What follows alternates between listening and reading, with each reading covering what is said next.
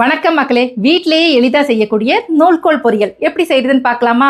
அதுக்கு முன்னாடி இதோட நன்மைகள் என்னென்ன அப்படிங்கிறது எனக்கு தெரிஞ்சதை உங்ககிட்ட சொல்கிறேன். இந்த நூல்கோலில் அதிகமாக நீர் சத்தும் நார் சத்தும் நிறைஞ்சிருக்குங்க. அதனால மலச்சிக்கல் வராமல் தடுக்குதுங்க. உடலில் உள்ள கெட்ட கொழுப்புகளை வெளியேற்றுறதுனால இதயம் போன்ற பிரச்சனைகள் வராமல் தடுக்குது. உடல் எடையை குறைக்க உதவுது.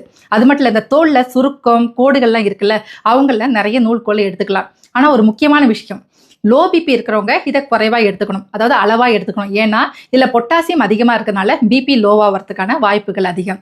இப்போ நூல்கோல் பொரியல் எப்படி செய்யறதுங்கிறத பார்க்கலாமா?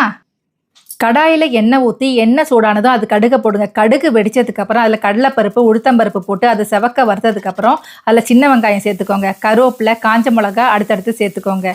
வெங்காயம் செவந்து வரும்போது அதில் ஒரு சிட்டிகை மஞ்சத்தூள் சேர்த்து பெருங்காயத்தூளும் சேர்த்து நல்லா கிளறி விடுங்க.